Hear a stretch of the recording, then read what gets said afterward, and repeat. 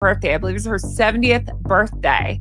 So, once again, their privacy. Kris Jenner and Kim Kardashian deleted photos posing with the Sussexes from Instagram. The royal family are meant to honour the fallen on a solemn remembrance weekend in the UK, but the dumb, traitorous Prince Harry and his grinning wannabe instead chose to honour a Kardashian 5,000 miles away. No interest in duty. How the tables have turned, and she's not as clever as she thinks. Yeah. She doesn't get that this is not good for her brand. Yeah. Well, Meghan's upset plenty of people and possibly embarrassed Prince Harry by not wearing a poppy alongside her husband at Kris Jenner's 70th birthday party. If you thought Meghan Markle's Hollywood comeback was finally taking off, think again. Because this time, the shade wasn't whispered behind champagne glasses, it was broadcast across a billionaire's ballroom. And the woman throwing it? Not a random influencer, not a jealous ex-friend. It was Adele, the British queen of vocals and apparently of perfectly delivered public snubs. Picture this: Kris Jenner's 70th birthday party, a $165 million Beverly Hills mansion glowing like a diamond, filled with A-listers so powerful the guest list looked like a Forbes issue. And then Meghan walks in, glowing, smiling, convinced this is the night Hollywood finally says, "Welcome home, Duchess." But she didn't know that across the room, Adele had just set the social thermostat to Arctic. Because when Meghan arrived, every sparkle in that room turned cold. And the shade that followed, it wasn't just silent, it was surgical. So, what really happened inside Kris Jenner's party that left Meghan Markle humiliated in front of Hollywood royalty? Stay with me, because this story burns slow and freezes fast. I just think it points to things just getting worse and worse with Harry and Meghan whenever they go out. I mean, it seems like every single time they go out together, there are problems.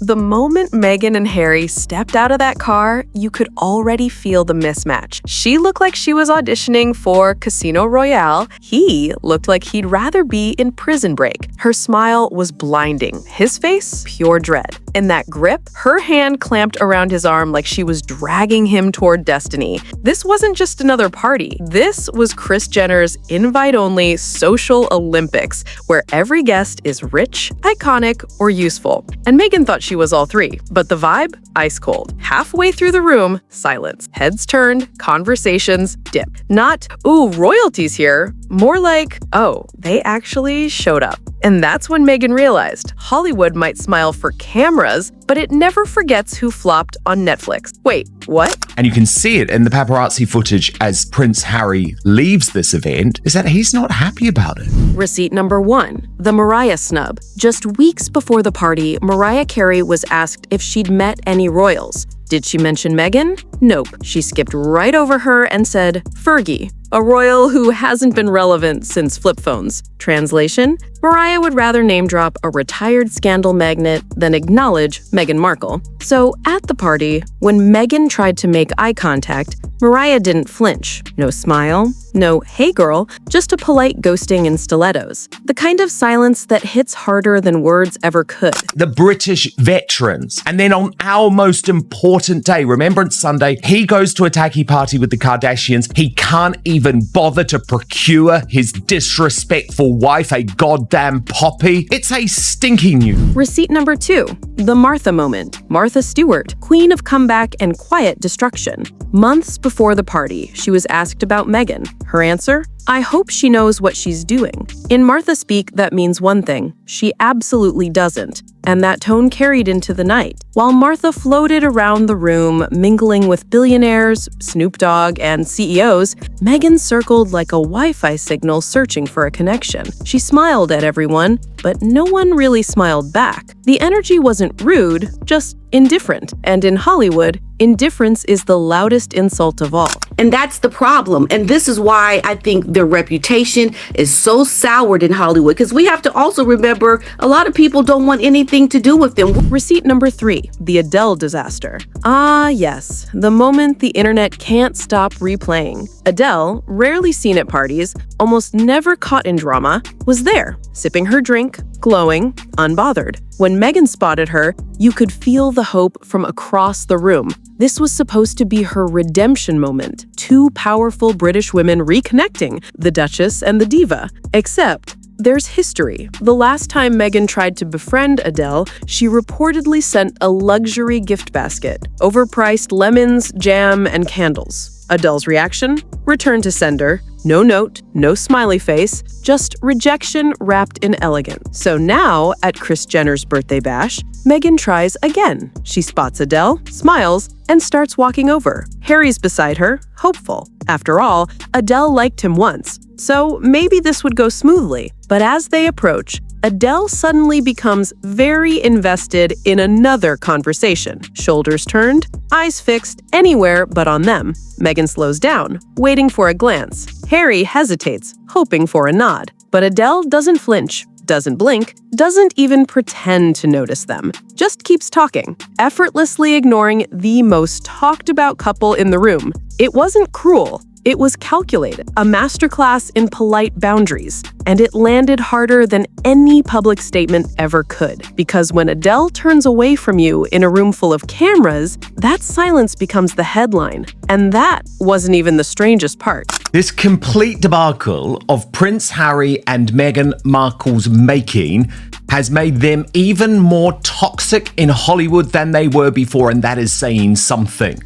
The next morning, TikTok went nuclear. Clips of Adele accidentally ignoring Meghan racked up millions of views. Hashtags like #Adele Unbothered and #Montecito Meltdown were trending before breakfast. One viral tweet read, "Adele saw Meghan coming and suddenly remembered the lyrics to Go Easy on Me, but not the Duchess herself." Another, "Meghan tried to network, Adele tried to nap." Even meme pages joined in. Side-by-side photos of Adele holding her drink like a weapon of peace. Someone captioned it, "When you return the jam, but she still shows up." And under all that noise, one comment hit hard. Hollywood doesn't ghost you. It freezes you out in plain sight. Would you believe her if you saw that clip? Comment below. Just, like when Meghan didn't want to be seen with Jessica Mulroney. The karma here is just so thickly ironic. I love it. By sunrise, the photos had gone viral, and they told 2 very different stories. Harry looked miserable, eyes glazed like he wanted to disappear. Meghan looked ecstatic, like she was still performing for a crowd that had already logged off. Insiders whispered that the tension was real, that Harry felt trapped. Another Hollywood event he didn't want, another PR performance he didn't sign up for. Meanwhile, Meghan saw it as her comeback night. Except, comeback to what? The industry wasn't watching in admiration. It was watching in fascination. Because behind the polite smiles, Meghan's star was dimming. Her Spotify deal? Gone. Netflix numbers? Down. Her new lifestyle brand? Delayed. Again. And the whispers from inside the room were brutal. She's still trying to play the main character in a show that got canceled. Hollywood doesn't hate you. It just gets bored. A couple of horrendous pictures of Prince Harry and Meghan Markle. One where he looks awkward as hell, clearly drunk. Another where it looks like Kim Kardashian herself is actually mocking Meghan Markle and the bump holding.